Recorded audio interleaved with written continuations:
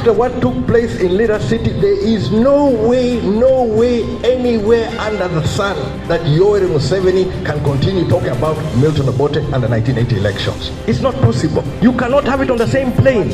You go to that extent of rigging. The army took over the whole place. We don't have any idea where the material was, and this was the excuse for going to the bush.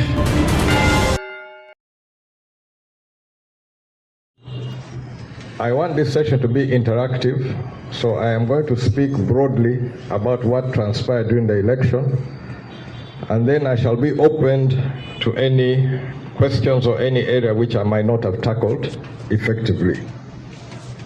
But I want to start on an area which I've heard stories left and right about what transpired and what occurred, that Jimmy Akena ended up in a jury tally center while other things were taking place. The circumstances of a jury were such that I, though in Lira, had actually even gone to bed. What had transpired early in the day in Lira City was so disappointing, and I had actually retired very early. So while in bed, I received a call that something funny is going on in a jury. I asked my candidates and my team there, do we have the DR forms? They said they were collecting the forms, but they didn't have all of them. I said, when you get all of them, and if the numbers are okay, let me know, and I shall be there. Eventually, we got all the forms, and we found that we had the advantage. So, while in a situation or in a state where others will be tweeting, I had to now find my way to a jury tally center to protect a win of UPC. I want to make this absolutely clear. I was not looking for anyone. I was not targeting anyone. I was protecting the victory which we had won at the ballot box. What was trying to be done was altering the results at the tally center. And in an election, you imagine an election where I have to be in a tally center to block at the goal line. So everything is finished. We have voted. Declaration form is there. But it took the presence of Jimmy Akena in the tally center of a jury, a Lepton tally center, to stop a wrong declaration. I went through the whole night battling this. The whole next day battling this. What sort of election were we holding where things can be changed in a tally center? It happened on the 15th in Lepton. It continued in Lira City, was a different issue. I'll go on to that one. But when we had the city elections and the district elections, again, I had to go to the tally center in Lira City to stop a wrong declaration. On the 27th, when we actually got the victory in a jury, I had to come back to Lira for the division mayor and the councillors. Again, they were trying to change it at the tally center. So I asked myself, was this an election, or what can we describe it as?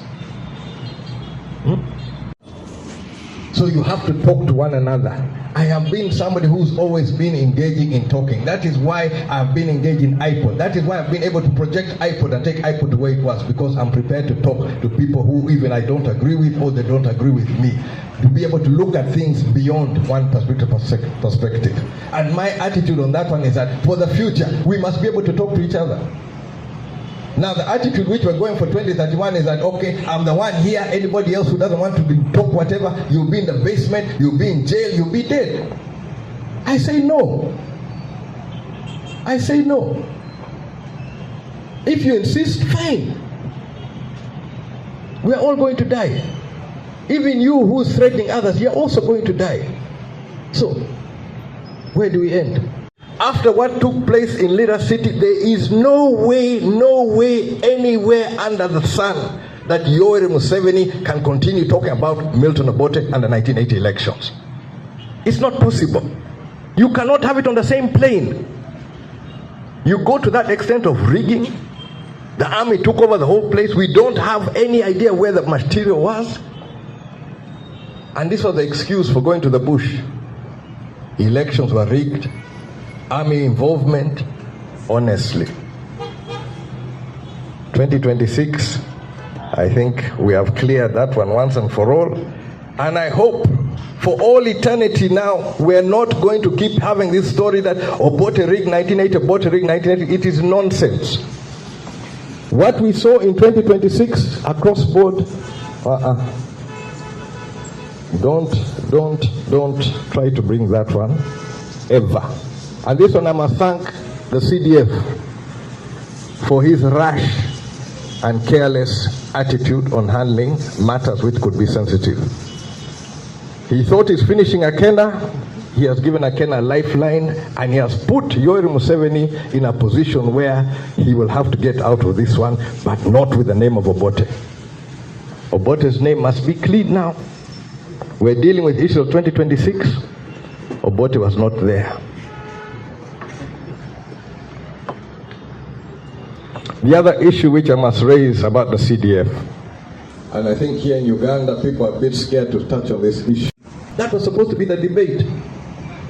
I ended up being tied, one hand tied behind my back. I'm fighting with one hand tied behind my back. And despite that one, we're still able to show some results. There's something I also want to touch on the question of iPod. Those of us who worked on iPod, who believe in iPod, we are disappointed on what took place. After the 2021 election, President Yoweri Museveni mentioned that the conduct of his people were unchristian. Another word for unchristian would be morally wrong, because there was funding due to the parties under iPod which was not released. So in January 2021, President Yoweri Museveni says that his people were unchristian in releasing this money.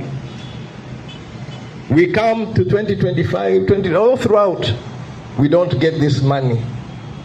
On the processes leading to this election, we see some gimmicks being played on the floor of Parliament.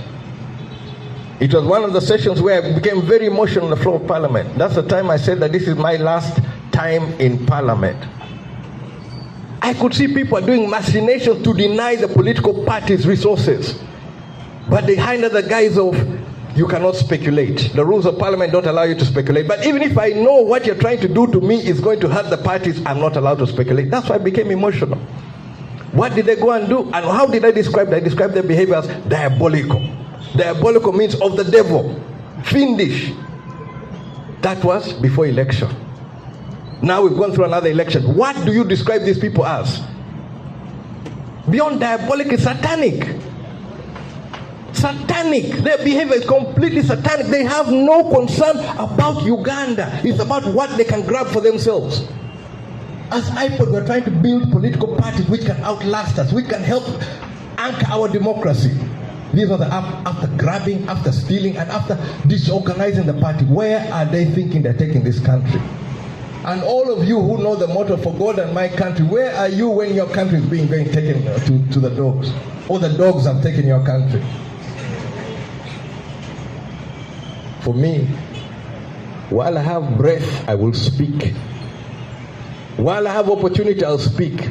Even if they bring these scarecrows and try to disorganize the UPC, where were they when we were fighting these battles? Honestly, you people of the media, we've gone through an electoral process. Before election, I had people claiming to be president of UPC, clamoring, Akena is blocking them, Akena. When the election came, they were nowhere to be seen. What happened to them?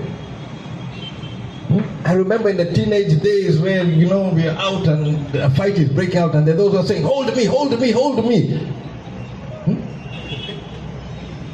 Those that want to be held. For me, when there was problem, I was under house arrest in Lira. They wake up and they find me in the tally center and I left talk. Surely. Who is who? Who has cared for this party? Who has cared? I have grievances, but I'm not on the ballot. And I should speak my grievances. If I have grievances, I should be able to speak my grievances. That is the right of free speech. If nobody wants to listen, you don't listen. If it does not make sense, if it does not make news, it will not be broadcast. But if there is something, if there's some substance on what somebody is complaining about, it needs to be heard. if there's malpractices which took place, if there was people who went out of their way, if you had these RDCs pulling guns like they did, they pulled guns on me, yes, I have a right to complain. They have no right to pull a gun on me. For what? I even had to tell one of them, okay, next time you pull that gun, be ready to use it. Be ready to use it. Because you can't just pull a gun. For what? I'm not threatened. If you pull the gun and you want to shoot, shoot. I was here to defend what I stood for, defend what I spoke for. I didn't come with guns. I came with ideas. And I'll keep with ideas. If I have to speak, if my ideas are useless, please ignore them. But if they make sense, let people hear. Yes, sir.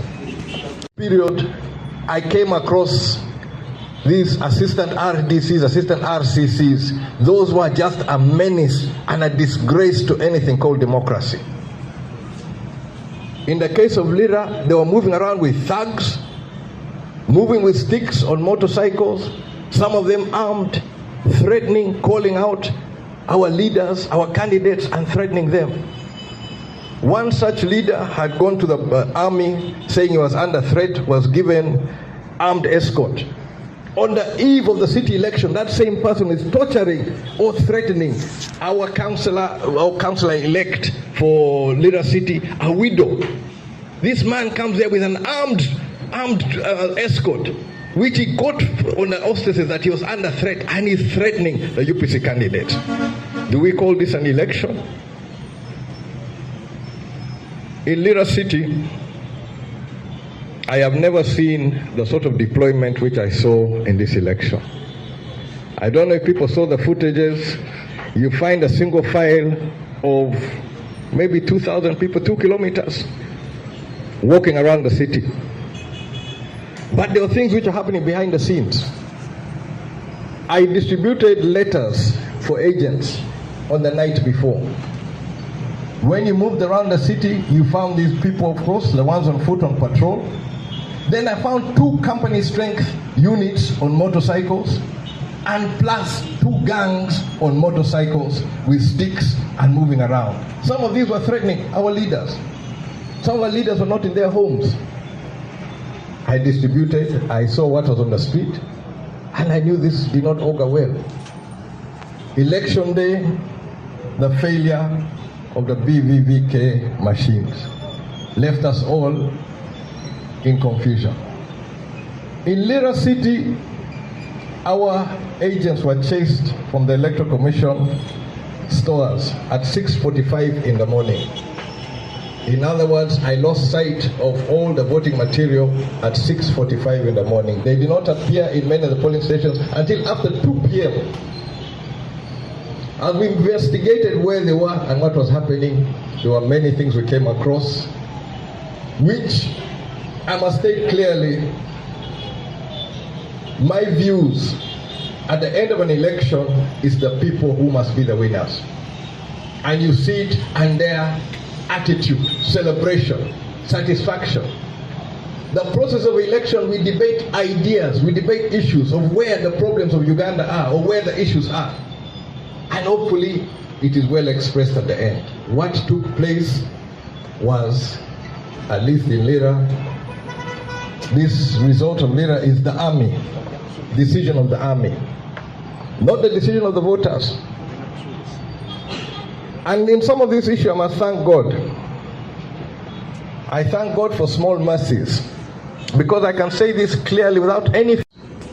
The sort of attitude and the sort of statements which have been coming out of the office of the CDF is an embarrassment to all of us as Ugandans. I must put this one clear on record. It's an embarrassment. How can you talk about torturing or killing a person who stood in a presidential election and had a backing of over 2 million Ugandans according to the Electoral Commission? A leader of a party which has representation in the parliament of Uganda, the leading party in Uganda, and you want to treat it like, or treat the leader like some sort of punk? Honestly, what's happening in Uganda? Let's be honest with ourselves. What are we doing or what are we saying? If nobody is going to do so, I am the one who's going to call out to you, Muhoozi, please grow up. Grow up. The responsibility which you want to assume as the President of the Republic, you cannot be behaving like this. You cannot. As Ugandans, we cannot be having this sort of issue. We cannot be in a situation whereby we're going to expect anybody who disagrees, we're going to face a firing squad, or you're going to be put in a basement, you're going to be taught some language you don't know. That should not be happening in Uganda, not in 2026. Not on the question of where we talk about democracy, elections. And here I must also go further, that those surrounding the power centers, what you're going to reap on what you're putting Uganda into, I put Uganda in the hands of God. Because people have an attitude that the resources belong to a political party. They don't. I come from the train of thought that the resources of Uganda are for all the people of Uganda. The government of the day is the one to administrate on behalf of every citizen. What is our national motto? For God? Whose country? No. Individually, you must say, my country. Now, if the resources of your country, my country, are being misused, they're being treated as if they belong to a political party, they're being used to undermine the democracy, what are we supposed to do? Are we supposed to be cheering? Not me. As somebody who comes from a political point of view, that the resources of Uganda are for all the citizens of Uganda, irrespective. It's not for UPC, it's not for NRM, it's for every citizen. The services are for every citizen. And there are people who are treating it like their own personal resources. Election have been there. Every attempt have been there. But yes, they are going to try to prop up some people to pretend to be leaders of UPC. The members of UPC know the leaders of UPC. UPC knows who it is. And as Ugandans, we must know where we are going as a future. And if there's nobody ready to call out some people who are misbehaving or who have failed to grow up, Jimmy Akena is ready to do so. Why? He's not the only son of a president. Compared to most of these others, I was born a son of a president. I was born a son of a president, son of a Republican president. That does not go away. But I must act responsibly. My words must mean something. And if you want to aim for the highest office of Uganda, come prepared, not with some nonsense. The other day I was seeing on Twitter, I'll repair Kampala in one year. Surely, if it could be done in 1 year, why hasn't Museveni done it? He's been there 40 years. If you have access, if I have access to influence policy, I will influence it. You have access to the Minister of Kampala, you have access to the President, you have access, if you have the idea, bring it forward. Instead of hiding behind people, tweeting, insulting people, grow up, young man, grow up.